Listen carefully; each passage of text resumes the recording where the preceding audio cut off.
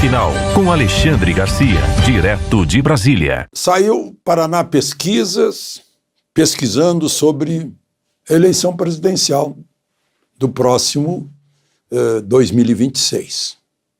Temos aí uma eleição pela frente e ainda a gente não entende como os votos são apurados, né? Que devem ser apurados com transparência, como recomenda a Constituição.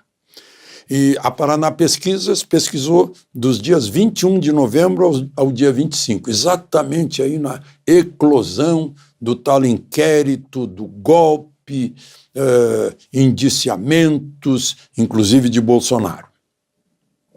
Aí, segundo o Paraná Pesquisa, Bolsonaro ganha todas. Primeiro e segundo turno, seja lá com quem for.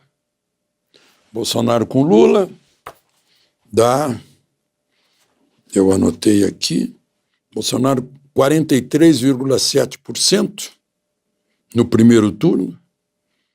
Aliás, perdão, no primeiro turno, Bolsonaro com 37,6% e Lula com 33,6%. No segundo turno, Bolsonaro 43,7%, Lula 41,9%. E sabem por quê? Por toda essa propaganda que estão fazendo para o Bolsonaro. O pessoal me diz aí que acompanha televisão por assinatura, que é o dia inteiro falando de Bolsonaro. Bolsonaro é a palavra mais pronunciada nas televisões por assinatura. Está aí o resultado. É uma tremenda propaganda eleitoral para Bolsonaro. Mas olha só, tem mais, né? Michele Bolsonaro. Vejam só. Primeiro turno, né? Bolsonaro está na frente. 37-33 com Lula. Mas Michele vem logo atrás, com quase 28. Depois vem Tarcísio com 24. Depois vem Ratinho com 15.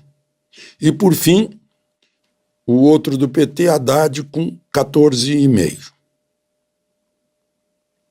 Vejam. Depois vem a surpresa, né? Caiado com 8,9 e Zema com 12. Dando segundo turno, Bolsonaro 43,7, como eu disse, e Lula 41,9. Se for Lula e Michele, dá empate técnico. Michele com quase 41 e Lula com 41,9. Está na margem de erro. E Tarcísio logo atrás, embolado. 39,2, se for Lula com Tarcísio. Outra constatação. Análise do governo Lula.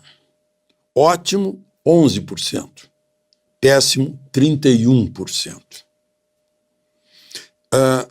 Aprovação do governo Lula, 46%. Desaprovação, 51%. Paraná Pesquisa, exatamente nesses dias de todo o anúncio do inquérito do contragolpe, né? A minha tese, pelo que eu li no inquérito, é que quem deu o contragolpe foi Bolsonaro. Impediu o golpe. Não se dobrou, se sabia ou se não sabia, ele não atendeu às propostas daquela meia dúzia que estava conversando, cogitando nas redes sociais. E hoje saiu uma nota da Marinha incisiva, negando aquilo que está no inquérito. O inquérito diz que os tanques da Marinha estavam prontos para atuar no golpe. Aí a Marinha fez uma nota mostrando que é ficção, que não tinha nada disso. A Marinha de agora. Não é o comandante da Marinha de Bolsonaro, o comandante de agora. Aí a gente fica pensando, né? O que mais que vai ter aí? E aí eu volto a tudo isso em função da eleição de 26. Hoje me recomendaram ler um livro do Raimundo Fauro sobre o poder no Brasil. É o mesmo poder, os mesmos empoderados do Império, veio a República, só que a coisa pública não se transformou em res pública, continuou sendo patrimonialismo. O Estado é nosso. O Estado brasileiro é nosso, daquele mesmo sistema. E aí a gente entende por que essa tentativa de acabar com Bolsonaro, porque ele despertou um país que entendeu que era passivo e estava sendo usado por um estamento de poder para manter o status quo permanentemente. E Bolsonaro mexeu com isso.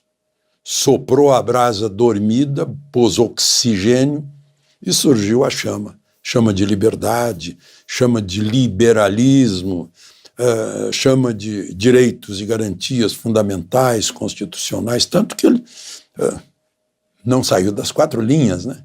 Ou seja, a tal tentativa não teve sequer execução, teve cogitação. Estão tentando mostrar que houve um planejamento, mas um planejamento onde, né? Sim, mas mesmo assim, né? É aquela história, o sujeito pode pensar num crime, planejar no crime, só que desistiu, ou encontrou obstáculos intransponíveis e pronto, né? Foi o caso, aliás, não foi o caso da intentona comunista em 27 de novembro, de 23 a 27 de novembro de 1935. Só não conseguiu consumar derrubando Getúlio e tomando o poder. Mas executou, tanto que matou mais de 100 pessoas e feriu outro tanto. Em Natal, no Recife e no Rio de Janeiro. Aí houve execução. Houve o crime da execução e o crime do homicídio, inclusive o homicídio de gente que estava dormindo em quartel da Praia Vermelha. Bom, gente, eu falei ontem aqui da história lá do Rio de Janeiro, que 3 integrantes do Ministério Público tentaram fazer com que a União se desculpasse pela manifestação popular da origem do poder do povo em Copacabana, no dia 7 de setembro de 2022, e o Tribunal Regional Federal derrubou isso. Mandou para o arquivo, porque não existia lei que proibisse isso, muito pelo contrário, todo poder emana do povo, né? E agora mais outra, eu esqueci de falar. Gilmar Mendes derrubou uma decisão lá de São Paulo, né? Cassou em liminar a suspensão de escolas cívico-militares de São Paulo. Era uma ação movida pelo Sindicato dos Professores do Estado de São Paulo com apoio do PT. Gilmar Mendes disse, já estamos julgando outra ação e, por enquanto, as escolas cívico-militares continuam valendo, né? Perguntem para os pais, perguntem para os prefeitos a consequência, os efeitos dessas escolas. Acabou a droga na escola, acabou a violência na escola, acabou o abandono das aulas, né? E, sobretudo, o aproveitamento subiu, as notas subiram, o aprendizado subiu. Faz uma diferença enorme. Hoje eu vi um pai reclamando, em Minas Gerais, de um professor militante, e vi também um professor militante de Florianópolis, dando aula de partidarismo político e ideologia, com a reação dos pais, os pais reagindo. Porque não dá para permitir, porque educação é em casa. Os professores têm que ensinar. Ensinar as letras, os números, as ciências. Não. Por isso que vão mal aí as faculdades. Bom, outra questão do judiciário. Imagina que o ministro Barroso, ao começar o julgamento de 4 ações sobre regulamentar responsabilidades nas redes sociais, ele justificou dizendo, já que o Congresso, a gente deu um bom tempo para o Congresso tomar decisões e regular, então já que não tomou, nós vamos fazer isso. Gente, foi exatamente isso que Fux reiterou ontem. O Supremo não tem poderes, não tem voto, não tem a procuração da origem do poder para decidir assuntos que são do Congresso Nacional. Se o Congresso Nacional decide não tratar de determinado assunto, essa já é uma decisão do Congresso, é a vontade do Congresso. A vontade de deputados e senadores é não mexer no que está funcionando, são as redes sociais, não pôr amarras, restrições nas redes sociais, deixar que as partes se entendam, né? Aplicando o Código Penal de injúria, calúnia, difamação, por exemplo, né? Mas é a história de quem é responsável pelo bloqueio, pela retirada de textos, isso e aquilo. Está se batendo nessa questão já há muito tempo, porque é uma questão de liberdade, que está prevista no artigo 5º da Constituição. Liberdade de expressão, lá no 220 diz que não existirão leis que tratem de censura artística, científica, política, né? Enfim, de informação, de comunicação.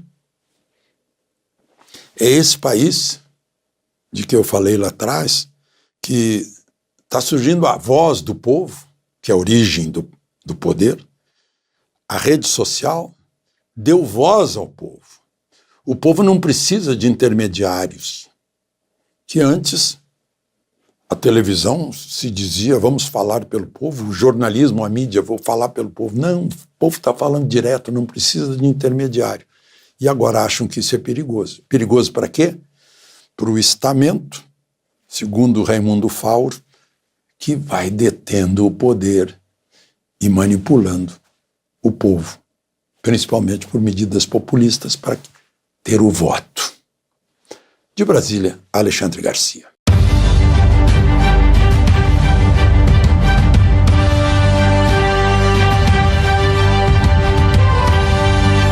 A palavra final com Alexandre Garcia, direto de Brasília.